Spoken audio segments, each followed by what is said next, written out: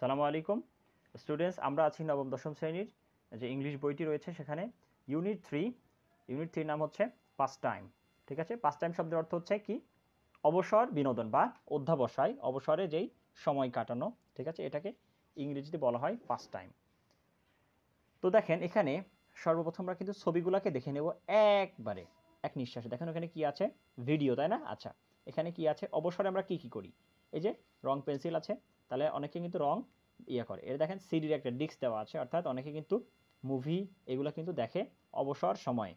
আচ্ছা, এরপর আছে এখানে ক্যামেরা, না? অনেকে কিন্তু ছবি তুলতে পছন্দ করে অবসর সময়ে।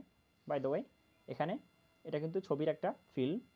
আচ্ছা, গেল এখানে কিন্তু গিটার দেখতে পাচ্ছি। অনেকে কিন্তু গান শুনতে বা গান করতে পছন্দ করে অবসর সময়ে। বাই দ্য ওয়ে, এখানে কিন্তু বই দেখতে পাচ্ছি। অনেকে কিন্তু বই পড়তেও পছন্দ করে। আবার এখানে দেখতে পাচ্ছি মিউজিক, তো অনেকে কিন্তু গান শুনতে পছন্দ করে। ঠিক আছে, এরপর দেখেন কি আছে এখানে? এই যে রেডিও কিংবা হচ্ছে কি এখানে বিভিন্ন যেই বানাতে পছন্দ করে, আঁকা আঁকি, লিখা লিখা, এরপর বিভিন্ন মুখোশ পরে অনেক কিছু সাজতে অনেকে পছন্দ করে, আরও অনেক কিছু আছে। তো দেখেন ছবিগুলো কিন্তু আপনারা ভালো মতো অ্যানালিসিস করে নেবেন। এরপর দেখেন আমরা সরাসরি আমরা আজকে পড়াতে চলে যাচ্ছি। ঠিক আছে, লেসন 1 এর নাম কি?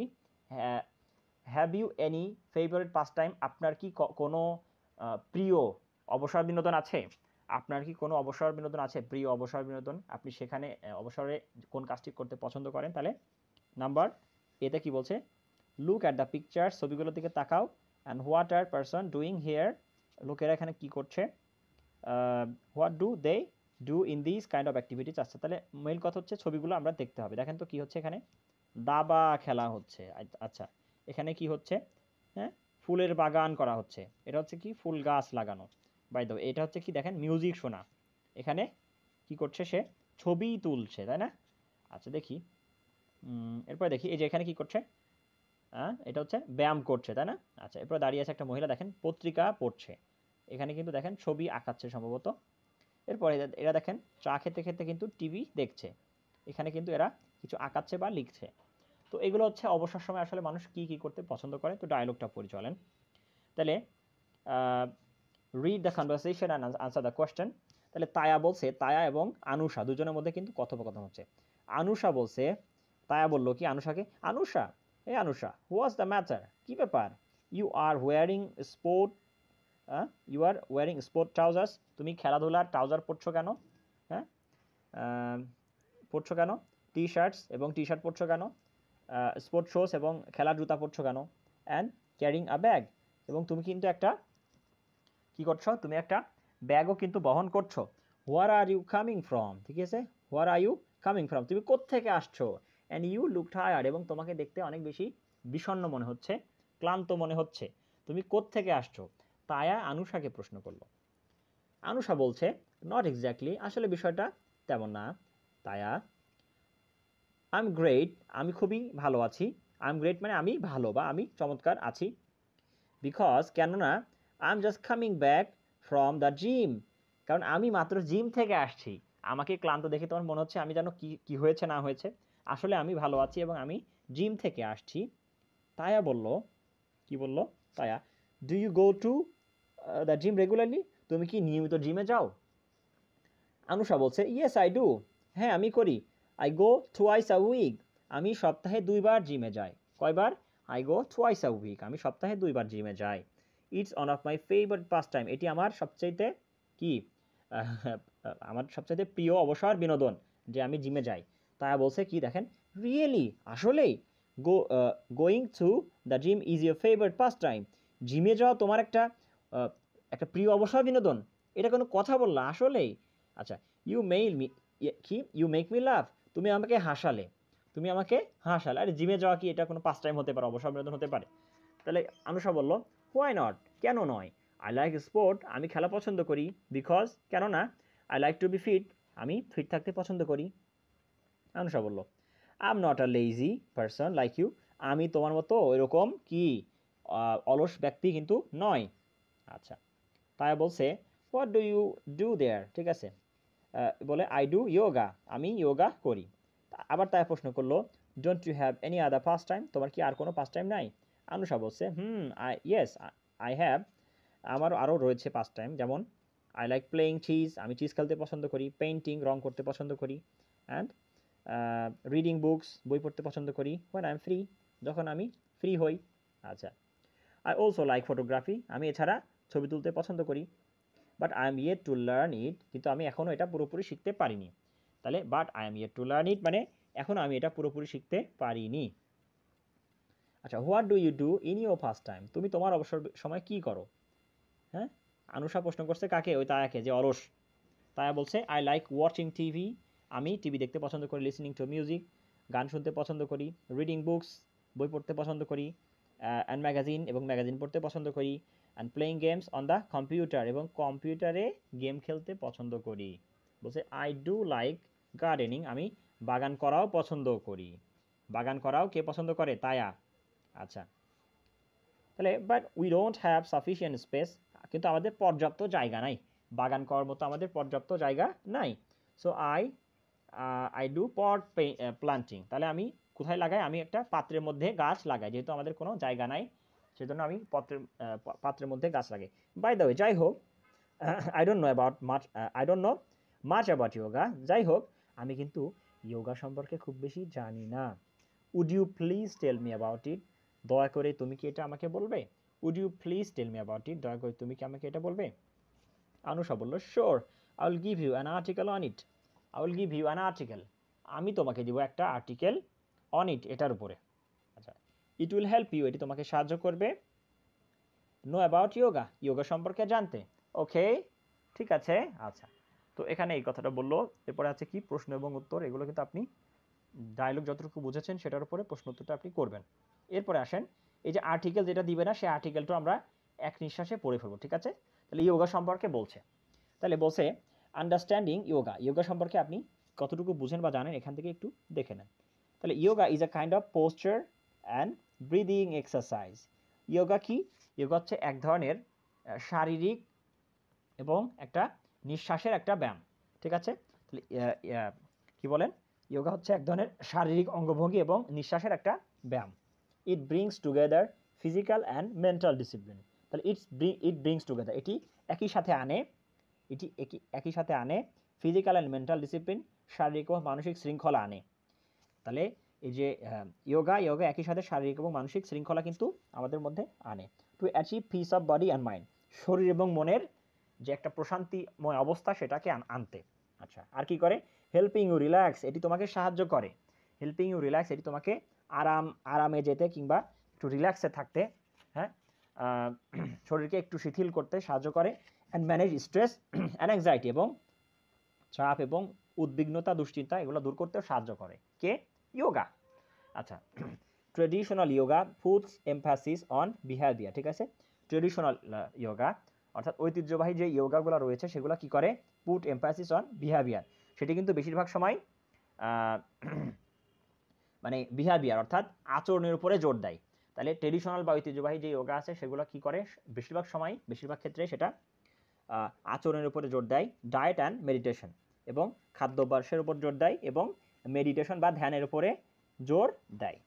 আচ্ছা, বাট কিন্তু if you are just looking for better stress management, কিন্তু যদি তুমি if you are looking for, যদি তুমি খুঁজে থাকো ফর বেটার স্ট্রেস ম্যানেজমেন্ট, আরও বেশি সুন্দর একটা চাপ মুক্তি বা চাপকে মোকাবেলা করার মতো যদি কোনো বিষয় তুমি খুঁজে থাকো, and not an entire lifestyle change, এবং যদি সেটা হয় একেবারে কোনো মানে লাইফস্টাইলে পরিপূর্ণ পরিবর্তন না, যদি তুমি লাইফস্টাইলে পরিপূর্ণ পরিবর্তন না চাও, এবং শুধু যদি চাপ মোকাবেলা করার বিষয়টা, স্ট্রেস ম্যানেজমেন্ট বা চাপ মোকাবেলা করার বিষয়টা বুঝে থাকো বা খুঁজে থাকো, yoga can still help, yoga তোমাকে এক্ষেত্রেও সাহায্য করতে পারে।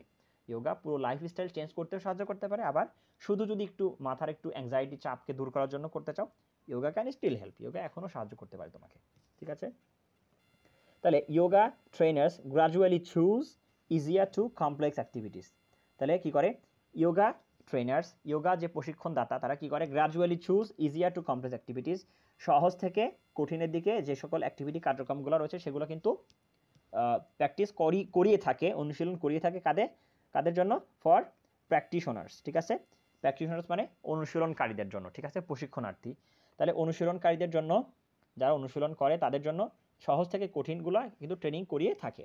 হাউএভার, যাই হোক, all practitioners do not necessarily need the same kind of practice, সব ধরনের অনুশীলনকারীদের জন্য, যাই হোক, all practitioners do not need necessarily need, তাহলে সব ধরনের যে অনুশীলনকারী রয়েছে তাদের জন্য কিন্তু একই ধরনের সেম কাইন্ড অফ প্র্যাকটিস, একই ধরনের অনুশীলনের কিন্তু দরকার নাই, ঠিক আছে, ব্যক্তিভেদে ভিন্ন হবে। তাহলে হেলথ বেনিফিটস অফ ইয়োগা কয়েকটা বলছে, এটা পরে আমরা শেষ করে দিব। Potential health benefits of yoga are numerous. দেখেন নিউমেরাস মানে কি, অনেক বেশি। তাহলে পোটেনশিয়াল হেলথ বেনিফিট, সম্ভাবনাময় বিভিন্ন স্বাস্থ্যের যে ইয়াগুলো আছে, বেনিফিট আছে বা স্বাস্থ্যের যে উপকারিতা আছে এগুলো, অর্থাৎ ইয়োগার যেই সম্ভাব্য যে স্বাস্থ্য উপকারিতা সেগুলো অনেক বেশি। অ্যান্ড মে ইনক্লুড, এর মধ্যে অন্তর্ভুক্ত হতে পারে কি, স্ট্রেস রিডাকশন। স্ট্রেস রিডাকশন মানে কি, চাপ কমানো। স্ট্রেস রিডাকশন মানে চাপ বা দুশ্চিন্তা কমানো, চাপ কমানো।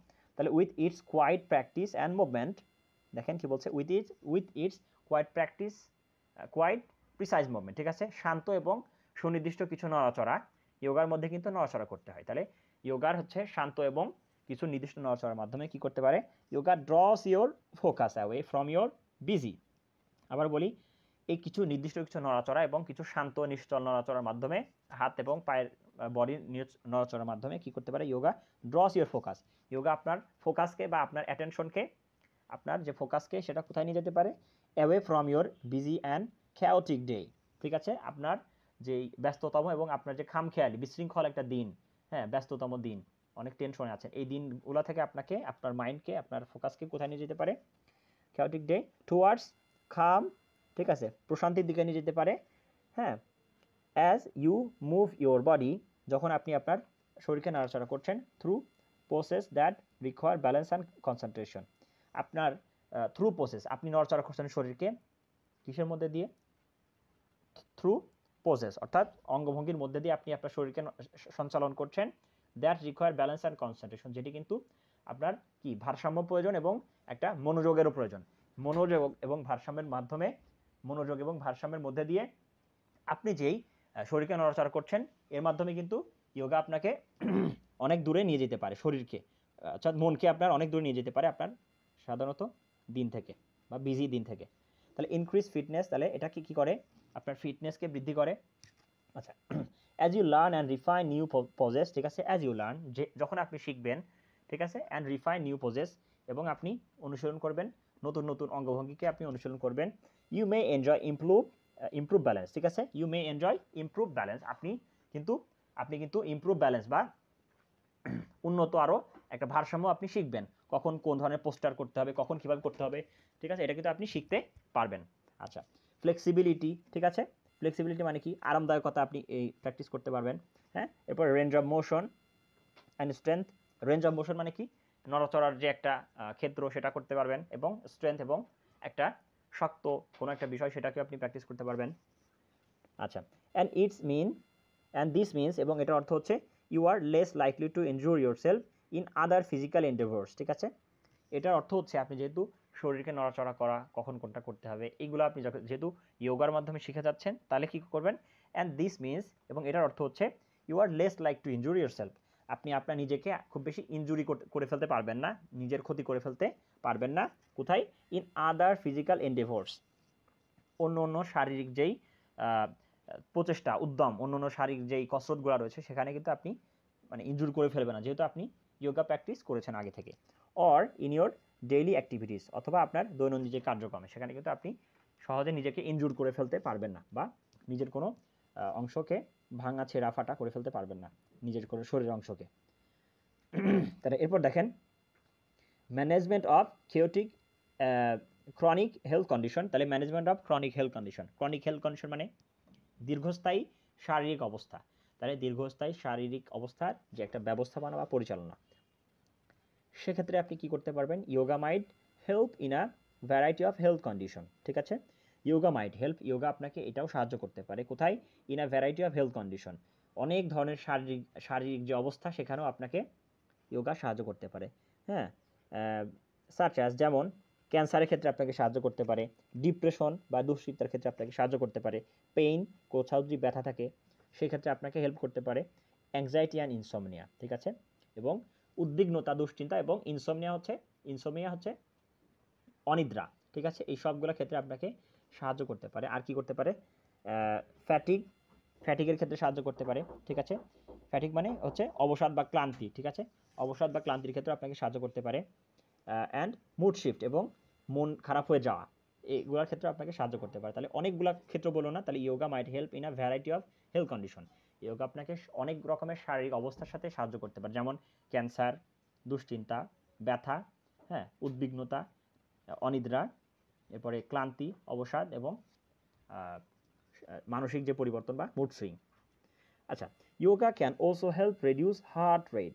Yoga can also help, yoga আরও সাহায্য করতে পারে রিডিউস হার্ট রেট, আপনার হার্ট রেট বা যে হৃদস্পন্দনকে কমাতে, অ্যান্ড ব্লাড প্রেশার, এবং ব্লাড প্রেশারকে কমাতে বা যে রক্তচাপকে কমাতে এবং হার্টের যে পালস রেট সেটাকে কমাতে আপনাকে সাহায্য করতে পারে ইয়োগা। এরপরে কি বলছে, ওয়েট লস।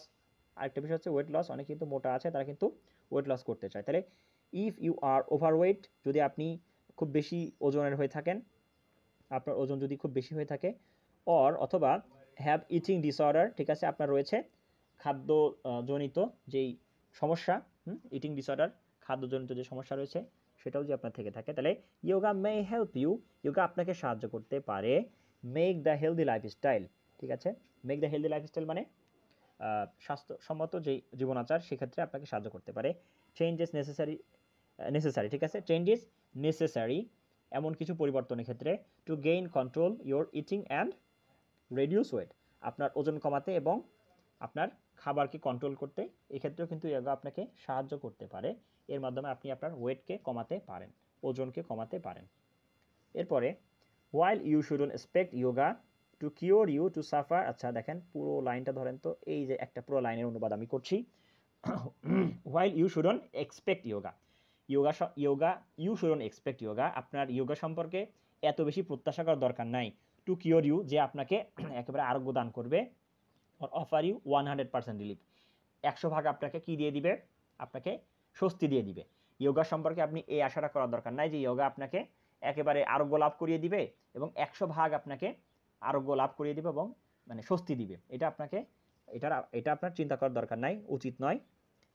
বরং এটা কি করতে পারে, it can help some health condition, এটি আপনার কিছু শারীরিক অবস্থার সাথে কিন্তু সাহায্য করতে পারে। When combine with standard medical treatment. Standard medical treatment মানে কি বলেন তো, মানসম্মত মেডিকেল চিকিৎসা, মানসম্মত মেডিকেল চিকিৎসার সাথে সমন্বয় করে বরং এই ইয়োগা আপনাকে কিছু অবস্থার সাথে বা অনেক অবস্থার সাথে সাহায্য করতে পারে। আপনি খারাপ অবস্থা থেকে, অসুস্থতা থেকে কিন্তু আপনি বেরিয়ে আসতে পারেন, সুস্থতা লাভ করতে পারেন। কিসের সাথে, আপনার কিন্তু মানসম্মত মেডিকেল চিকিৎসাও থাকতে হবে, পাশাপাশি ইয়োগা থাকতে হবে, তাহলে আপনার এটা হবে। And if you already enjoy good health, এবং যদি আপনি ইতিমধ্যেই আপনার সুস্বাস্থ্য থেকে থাকে, ভালো স্বাস্থ্য থেকে থাকে, yoga can be an enjoyable supplement, তাহলে ইয়োগা আপনার জন্য হতে পারে একটা আনন্দদায়ক একটা সাপ্লিমেন্ট, আনন্দদায়ক একটা অতিরিক্ত একটা বিষয়। To your regular fitness routine, আপনার দৈনন্দিন যেই ফিটনেস রুটিন বা দৈনন্দিন যে কসরত রয়েছে সেখানে আপনার জন্য একটা চমৎকার একটা সাপ্লিমেন্ট বা অতিরিক্ত একটা বিষয় হতে পারে। তো এখানেই ছিল আজকে আমাদের এই লেসনটা শেষ। এরপরে যে ডি নাম্বার আছে এগুলো কিন্তু আপনি অবশ্যই প্র্যাকটিস করবেন, এই টেক্সট বোঝার উপরে কিন্তু এগুলো নির্ভর করছে, অনেকগুলা কিন্তু ব্ল্যাঙ্ক রয়েছে, এরপরে কি অনেকগুলা কিন্তু প্র্যাকটিস রয়েছে, এই সবগুলো কিন্তু আপনি বাসায় প্র্যাকটিস করবেন অবশ্যই। আজকের মতো এখানে ক্লাস শেষ করছি। আসসালামু আলাইকুম।